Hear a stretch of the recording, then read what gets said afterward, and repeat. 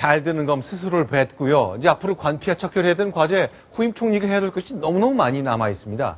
자, 그러면 오늘 아침 출근할 때 모습부터 좀 살펴보면서 얘기를 좀 나눠봤으면 좋겠네요. 아침만 해도 사퇴 의사는 없어 보였는데, 그런데 오늘 아침 7시 반에 청와대에서 긴급 수석비서관 회의가 열렸잖아요. 혹시 이런 게 오늘 사퇴 결정까지 나올 때 영향을 좀 미치지 않았을까요? 어떻게 보세요? 그렇게는 보지 않습니다. 네.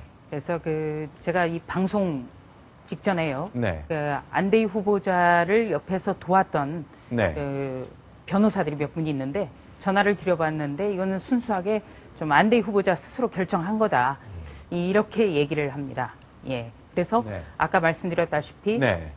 존경받던 법조인에서 어떤 전관예우라는 어떤 덜미를 잡혀서 추락하는 자신의 모습에 대해서 굉장히 깊은 회의를 느꼈던 것 같고요. 자, 이건 예. 모습은 오늘 아침 출근길입니다.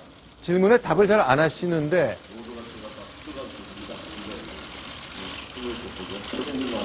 아드님이 경찰청 부분에 특별한 의혹이 있는데 어떻게 생각하세요?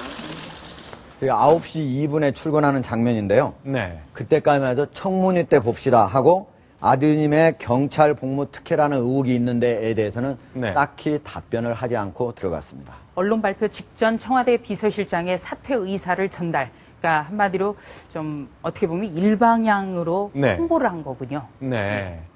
자, 언론 발표 직전에 결국 안대희 스타일인 거죠? 그렇습니다.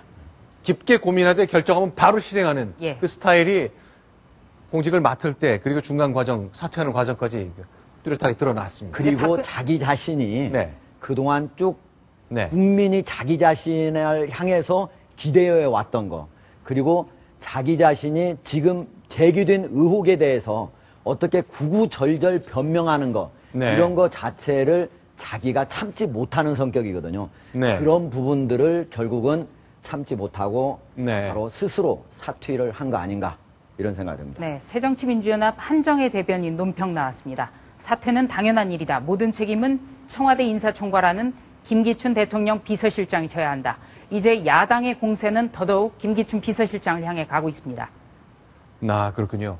자, 김기춘 실장을 향해서 모든 공격이 좀 모아지는 것 같습니다. 네. 민주당, 새정치민주연합에서는 가장 비판하고 싶은 1호 대상인 거잖아요. 그렇습니다. 예. 네. 왜냐하면 지금까지 숱한 어떤 청와대 개편이라든지 개각이라든지 여기서 변함없이 자리를 지킨 게 바로 김기춘 대통령 비서실장이기 때문입니다. 네. 그리고 지금 오늘 안대희 후보자의 선택으로 인해서 박근혜 대통령이 굉장히 곤혹스럽게 됐습니다. 네. 지금 후임 인선을 해놔야만 지방선거 이후에 어떤 전반적인 개각 그리고 청와대 개편을 할 텐데요. 이 모든 스텝이 다 꼬였기 때문에 지금 논의는 하고 있습니다만 돌파구를 잡기가 참 쉽지 않아 보입니다. 무엇보다도 인선의 풀이 굉장히 좁아질 것 같고요. 네. 우선 당장으로서는 법조인은 제외되는 거 아니냐 이런 네. 관측이 나옵니다. 그리고 또 안대희 후보자 지명으로 인해서 부산 경남 출신이 지나치게 많다. 이런 비판이 있었기 때문에 또 지역 안배도 고려를 해야 됩니다. 그렇죠. PK 출신이 국가의전서열 10명 중에 7, 8 된다는 것. 네. 에 대한 문제 제기가 있었고, 대통령 비서실장, 검찰총장까지 다 실력자들이 PK 출신이었잖아요. 네.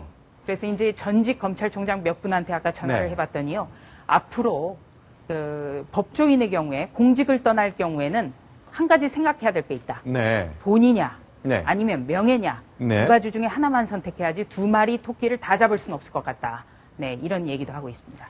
네, 아주 강하게 어조를 높여서 대통령 향해 비판을 했고 문제 제기를 했던 안대희. 결국 대통령과의 인연 가까워졌다 멀어졌다를 계속 반복했습니다. 좀 관계를 좀 정리해 주셨으면 좋겠어요. 네. 처음 인연을 맺은 건 대통령 선거 직전이었죠? 그렇습니다. 원래 안대희 후보자의 경우에는 2007년 7월에 대법관 퇴임을 하고요. 네. 바로 미국의 스탠포드 대학의 방문연구원으로 가기로 돼 있었는데 네. 당시 대선 출마를 했던 박근혜 대통령이 삼고 초려를 했습니다. 네. 대선 캠프에 와서 정치 쇄신안을 모두 총괄해 줬으면 좋겠다. 네. 그래서 안대희 후보자는 대법관을 끝으로 어떤 공부하는 모습을 보여주겠다고 약속을 했었습니다만 네.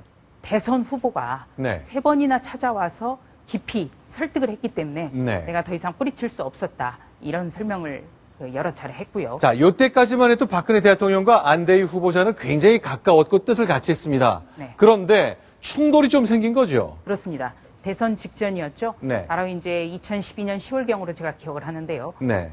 김대중 전 대통령의 대통령 비서실장을 지냈던 한강옥 네. 전 새천년 민주당 대표가 있습니다. 네. 박근혜 대통령이 바로 호남을 끼얹기 위해서 네.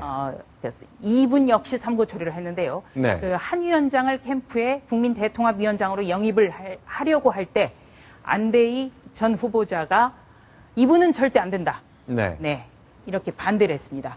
그리고 안대희 후보자가 같이 함께 간 변호사가 있습니다. 바로 네. 남기춘 변호사인데요. 네, 네. 대검 중수부장실의 중수 1과장이었습니다. 네. 남기춘 검사. 그런데 이 남기춘 변호사가 네. 그 대통령의 올케죠. 서양희 변호사에 대한 활동 중단을 공개적으로 요구한 것이 네. 네, 대통령에게 굉장히 그 심기를 거슬렸다는 그 후문이 있습니다. 자, 심기는 거슬렸지만요. 그래서 좀 불편했을 수 있겠습니다만은 대통령에게 친인척 관리만큼 대통령에게 막판에 레임덕을 만드는 것들이 없잖아요. 그렇기 때문에 서양희 변호사의 왕성한 사회활동에 관한 좀 조언이 필요했는데 참모라면 이렇게 얘기할 수 있는 거 아닙니까? 예, 당시에 네. 그 조순영 전 대표, 그러니까 네. 미스터 쓴소리를 조빙해서 새누리당이 대선 직전에 그 토론회를 했는데요. 네네. 거기서 조순영 의원이 네. 서양희 변호사는 법률구조공단에서 연봉 10,000원만 받고 도와야 된다. 그러니까 봉사활동을 해야 된다. 이렇게 얘기를 했더니 네. 그 안대희 전 후보자가 함께 간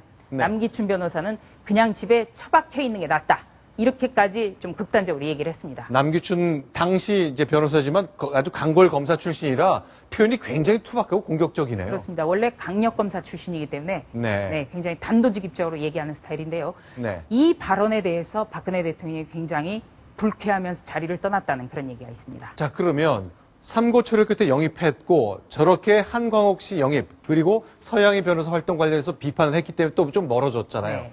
그런 관계가 계속 이어진 거죠. 그렇습니다. 그리고 또 박근혜 대통령의 인선 네. 스타일, 바로 박 대통령에게 직언을 했다가 레이저를 맞으면 네. 그 사람은 공직에 기용될 수 없다라는 어떤 불문율 같은 게 있었는데요. 이번에는 세월호 전국 때문에 박근혜 대통령으로서도 어떤 참신하고 정말 야당도 평가할 수 있을 만한 인사를 국무총리에 인선할 수밖에 없는 그런 상황이 생긴 겁니다. 자, 그러니까 이렇게 사이가 냉랭했기 때문에 나는 박근혜 정부에서 공직을 맡기 어렵겠다. 이런 판단을 결국 했겠죠. 안대희 전 결국 후보자 주변에서는 그런 얘기를 많이 합니다. 그렇기 네. 때문에 바로 이 8개월을 너무 못 참은 거 아니냐. 네. 그런 안타까움도 있고요. 네. 그런 점 때문에 작년 8월 변호사 개업하면서 그러니까 전관이 됐고 뭐 남들 다 하듯이 돈을 받았고 이런 것들이 결국 올 5월 총리에 지명되고 일주일 만에 6일 만에 그 낙마하는 것까지 그런데 결과를 냈습니다. 앞으로의 안대희 전 후보자 박근혜 대통령의 관계도 참 한번 좀 생각해 볼 필요가 있는데요. 네. 지금 그 안대희 전 후보자 측에서는 안 전 후보자에게 네. 많이 만류를 했다고 해요. 딱 아. 일주일 뒤가 지방선거다. 네. 지방선거 때까지는 어떻게든 버텨야 된다. 그것이 네. 대통령을 돕는 길이다. 이렇게 네. 좀 설득을 했다고 합니다만 네. 안 전 후보자 결국 자진 사퇴로 본인이 통보를 하고 청와대에 알렸거든요.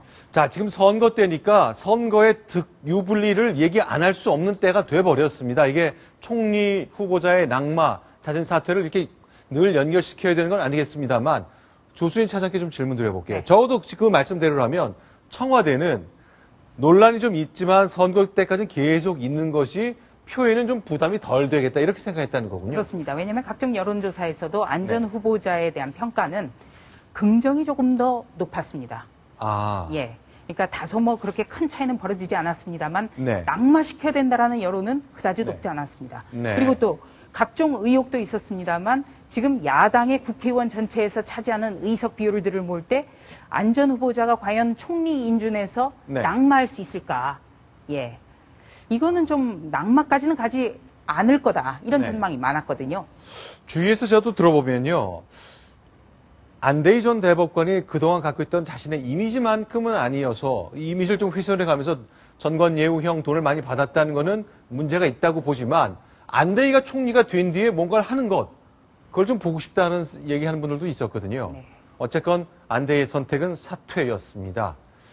자, 그러면 그렇게 만류하는데 떠나버렸다. 박근혜 대통령에는 굉장히 부담이 되고 네. 앞으로의 관계는 더더욱 냉랭해질 수밖에 없을 것 같습니다. 그렇습니다. 이제 평범한 시민으로 돌아가 조용히 살겠다. 결국 공직을 다시 맡을 가능성 현실적으로도 없고 제안이 와도 맞지도 않을 뭐 그런 상황이 이미 돼버린 거잖아요. 알겠습니다. 자, 안대희 총리 후보자 결국 엿새 만에 물러났습니다. 안대희의 부상 그리고 낙마까지 많은 일들이 벌어졌는데요. 여야 정치권 지방선거를 앞두고 다양한 표 계산에 분주할 것으로 예상됩니다. 야권은 김기춘 대통령 비서실장을 향해 비판의 화살을 모으고 있습니다.